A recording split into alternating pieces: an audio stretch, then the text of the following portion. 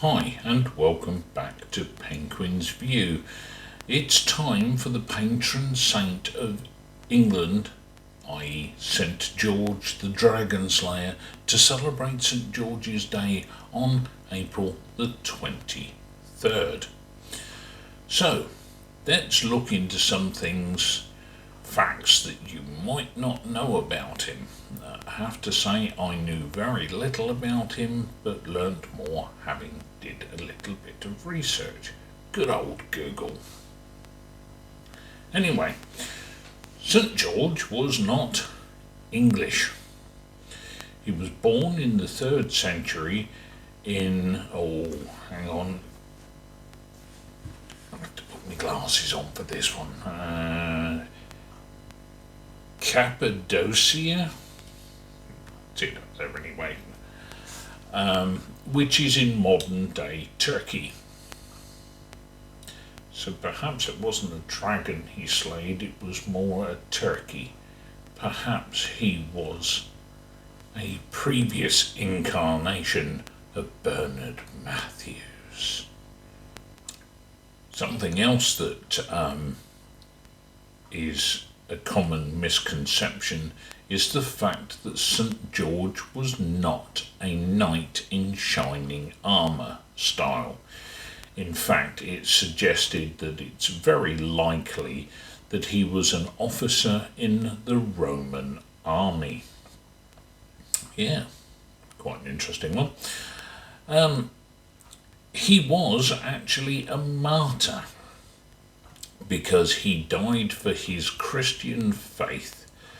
It's believed that during the persecutions of Emperor Diocletian, I don't know, okay, in the early 4th century, that he was executed for refusing to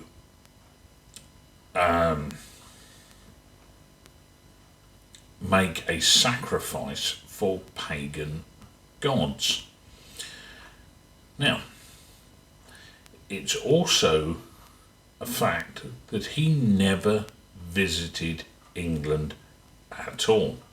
His reputation, though, did spread far across Europe, and a feast day was celebrated in England from the 9th century onwards.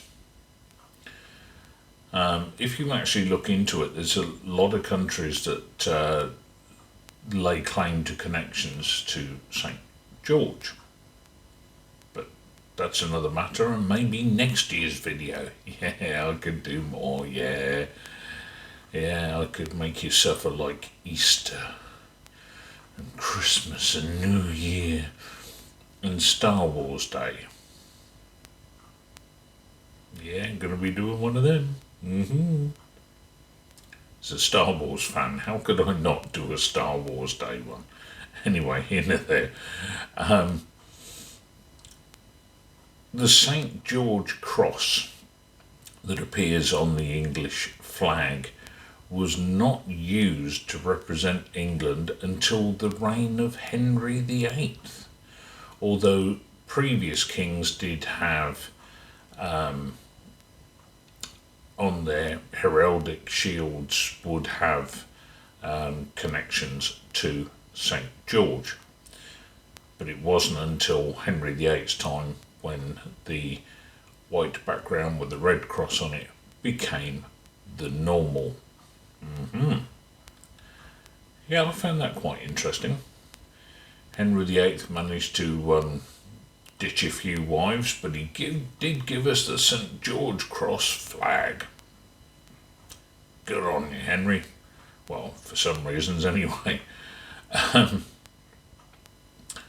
He was a saint for 1,000 years before the holiday. He was canonised in 494 by Pope Gaius. Which one, I don't know. Couldn't find a particular one, but hey, what the heck, but Pope Gaius all the same. following the Battle of Agincourt in 1415, St George's Day became one of the most important feast days in the English calendar. But maybe the question is, why April 23rd? It's because it's believed that that was the day of his martyrdom. So, hopefully you learned a little bit about St George, and if you're English, like me, fly your flag with pride on that day. So until the next one, TTFN.